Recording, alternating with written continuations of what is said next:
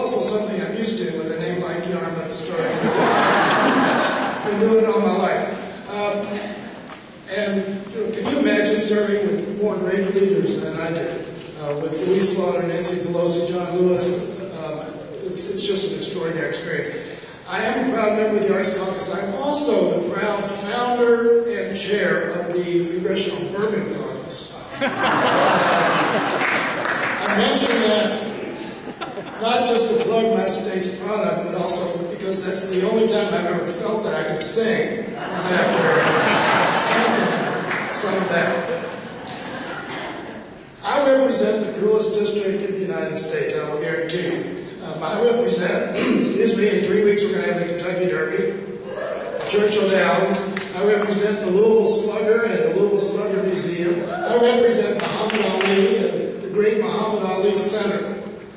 But if you ask any business leader in my community, if you ask the Chamber of Commerce, what is the greatest attraction for getting companies and executives and leaders to move to Louisville? What is the greatest tourist attraction we have? They won't mention any of those things. They will say it is our arts community. And Louisville is, as Bob mentioned, an extraordinary arts community. We are one of the 12 cities in the country that have resident theater, resident children's theater, resident orchestra, opera, and ballet. We have 30 small theater companies.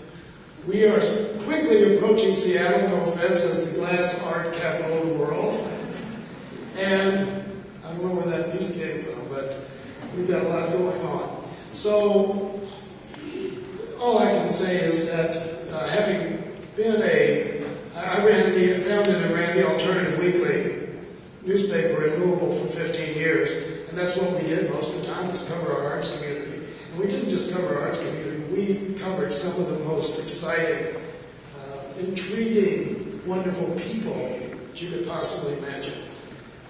You know, I'm a kind of a disciple of Richard Florida. And Richard Florida wrote a book called The Creative Class. And in that, probably all of you know, he said the cities that thrive, the cities that will continue to grow and prosper, are the cities that welcome and nurture the creative class. And we think we do that in Louisville. I'm sure that a lot of you think you do that in your communities. And I hope that we all make that our mission as we go on.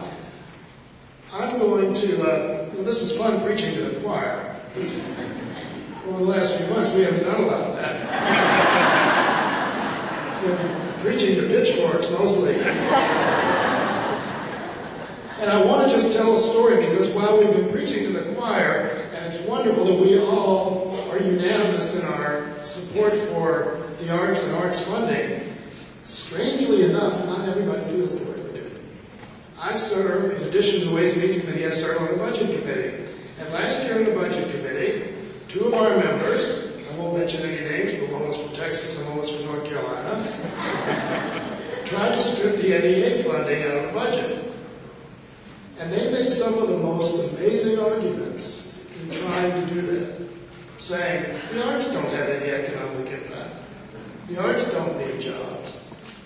Well, I took that as a personal challenge, and the next day I did a little research and went to the floor, gave a speech in which I informed them, educated them, if you will, about the number of businesses and the number of employees in the arts in their district. We have to continue to carry that message. We've heard all the statistics, we all know what they are. But again, there are people who find it easier and more appealing to demagogue arts as an elitist extravagance than it is as something that is at the core of our culture and our civilization. So we've got a mission beyond just cheering each other on. We have a mission to change some minds and hearts. So it's a great honor to be here again with you. I thank you for your passion, for your commitment to something that is, again, at the core of what we are as a nation. I've always said the only thing that survives from civilization to civilization is its creative product. It's books, music, painting, sculpture, architecture. That's all that lives on.